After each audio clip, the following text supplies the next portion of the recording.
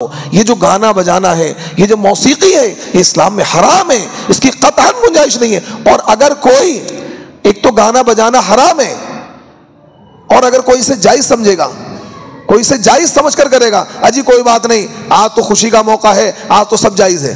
بعض لوگ اس طرح کے جملے بولتے ہیں نا، آج تو سب جائز ہے۔ آپ کو ایک واقعہ سناتا ہوں، دیکھیے کس طریقے سے آپ کے پڑوسی ملک کا واقعہ ہے۔ ایک لڑکے کی شادی تھی، اور شادی میں کہتا ہے ارمان نکالیں گے۔ ارمان اس کے اس طرح نہیں نکل سکتے کہ کچھ صدقہ و خیرات کر لیں۔ ارمان جب تک وہ اپنی ماں بہن کو نچائے گا نہیں نا، جب تک اس کے ارمان نہیں نکلیں گے۔ تو اس نے گھر میں ناچ کی مجلس سے، بہن ناچ رہی ہیں، پھوپھیاں ناچ رہی ہیں، سب ناچ رہے ہیں، اس کی بوڑھی ماں بیٹھی ہوئی پکڑ کے لایا، امی تم بھی ناچو، میری شادی ہے۔ ماں نے کہا بیٹا میں اس عمر میں کیا ناچ گانا کروں گی، لیکن وہ زبردستی ماں کو پکڑ لائیں گے، ماں تو بھی۔ خیر بیٹے کے کہنے سے گھر میں سب ناچ رہے ہیں، تو ماں نے بھی دو چار ٹھمکے لگا دیے۔ خیر وہ چلتا رہا، پوری رات دھما چوکڑی ہوتی رہی، پوری رات کیا ہے گانے کی مجلسیں چلتی رہیں اور سب مکاری اور عیاری ہوتی رہی۔ خیر جب رات کا، کیونکہ شادی کے گھر میں ایسے ہی ہوتا نا، 2 بجے رات تک سب ناچ رہے ہیں، گا رہے ہیں، ہائے ہلا مچا رہے ہیں، کسی چیز کا خیال نہیں ہوتا ہے۔ خیر رات کافی عرصہ گزر گیا، پھر دھما چوکڑی بند ہوئی، سب اپنے اپنے کمروں میں جا کر سو گئے، دولہا میاں بھی جا کر سو گئے۔ اب صبح کا وقت ہوا کہ بارات کی تیاری ہو رہی ہے، سب لوگ تیار ہو گئے۔ اب دولہا میاں اٹھ کر نہیں آ رہے ہیں، سب نے کہا بھائی کیا بات ہے، کتنی لمبی نیند ہو گئی، کتنا معاملہ ہو گیا کہ دولہا اٹھ نہیں رہا۔ کنڈی کھٹکھٹائی، بہت زیادہ کھٹکھٹائی، دولہا میاں اٹھ ہی نہیں رہے۔ تو گیٹ توڑا گیا، پتہ لگا دولہا میاں کی موت ہو چکی ہے، دولہا میاں کی موت ہو چکی ہے۔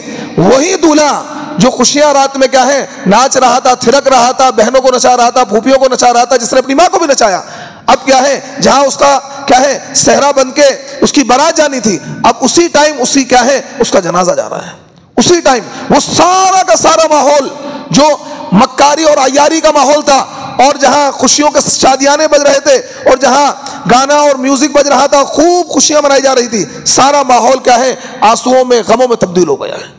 تو میرے دوستو اس طرح کے حالات سے بچو، اس طرح کے معاملات سے بچو۔ اللہ کو خوشی کے موقع پر بھی اللہ کو راضی رکھو، خوشی کے موقع پر بھی اللہ کو نہ بھولو۔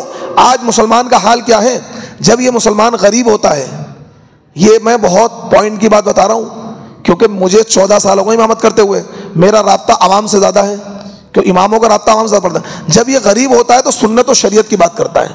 جب یہ غریب ہوتا ہے نا، اجی ہم تو سنت کے مطابق نکاح کریں گے، ہم تو سنت کے مطابق نکاح کریں گے، ہم شریعت کے مطابق نکاح کریں گے۔ اور جب اس کے بعد مال آتا ہے وہ سنت شریعت کو رکھ دیتا ہے طاق پر۔